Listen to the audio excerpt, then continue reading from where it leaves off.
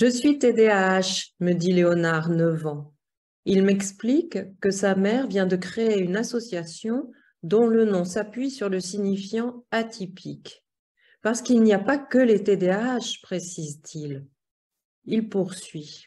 Mais en fait, si tout le monde est atypique, il n'y a que des gens différents. La remarque de cet enfant va à l'encontre de toute idée de protocolisation. Léonard fait preuve d'une logique qui, si nous l'entendons, vient décaler le pouce au tous pareil dans lequel les nouveaux diagnostics voudraient enfermer les sujets. Laissez être celui qui se confie à vous, laissez-le être dans sa singularité. C'est ce à quoi nous invite Jacques-Alain Miller dans son article « L'inconscient et le symptôme ». Comment faire entendre et maintenir vivante la différence entre un projet individuel construit par une équipe de soins pour un enfant et le singulier de cet enfant-là. Pardon, oui. Bon, bonsoir. À mon tour de remercier Solène Albert de cette invitation au psychologue freudien, à Sébastien Ponou aussi, parce que c'est lui qui a été le moteur de cet ouvrage et qui m'a invité à préfacer. Et je vous conseille vivement la lecture de cet ouvrage parce que c'est très enseignant. Bon, merci pour cette question, du coup, qui nous met sur la clinique, pas sur la clinique, avec un enfant qui dit « Je suis TDAH ». Voilà. Et ça arrive. Je suis psychologue clinicienne, je travaille en CMPP, donc j'accueille des enfants qui arrivent comme ça aussi, des parents qui disent « Mon enfant est TDAH ». Donc, c'est là. C'est déjà là. Donc, quoi faire avec ça? Parce qu'il y a ça aussi dans ce livre, il y a toute la question que Sébastien, pour nous, a déjà commencé à déployer, donc discursive, d'analyse d'un discours autour du TDAH. Hein? Et après, il y a l'enfant ou les parents qui utilisent ces mots-là.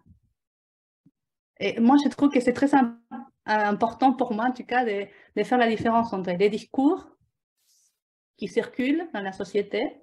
Et Sébastien, pour nous dans cet ouvrage, vous allez voir, vous savez vraiment saisir de quoi est fait ces discours-là. Et la manière dans laquelle chaque individu, chaque personne s'empare et quelle utilisation fait. Et cette utilisation est toujours unique, à vouloir l'entendre. C'est ça. Donc c'est la position qui change, je pense, par rapport à comment on accueille cela. Qu'est-ce que ça veut dire TDAH pour cet enfant-là? Donc, c'est ça, donner la valeur des signifiants à un mot.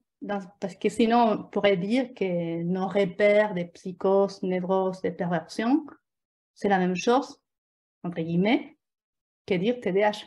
Où est la différence? Je trouve que c'est très intéressant de se poser la question où se situe la différence entre un diagnostic de TDAH et un usage d'un diagnostic d'orientation, on va dire, psychanalytique.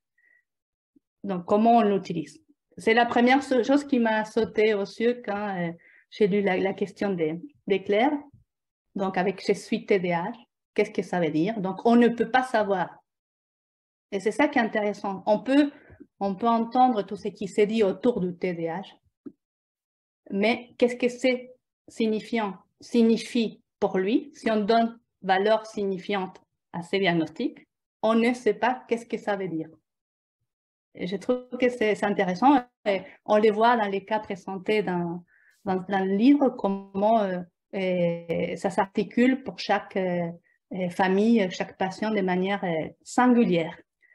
Parce que c'est justement la question de la singularité dont il est question ici. C'est intéressant, comme dit Léonard même, comme il dit, il explique à sa mère que sa mère vient de créer une association dont les noms s'appuient sur les signifiants atypiques. Donc, on associe donc l'atypie généralisée, on va dire, et on est tous pareils finalement. C'est ça qui est intéressant. Donc, et je trouve qu'on trouve dans l'œuvre de Lacan, en tout cas, de quoi saisir la différence entre singularité et particularité.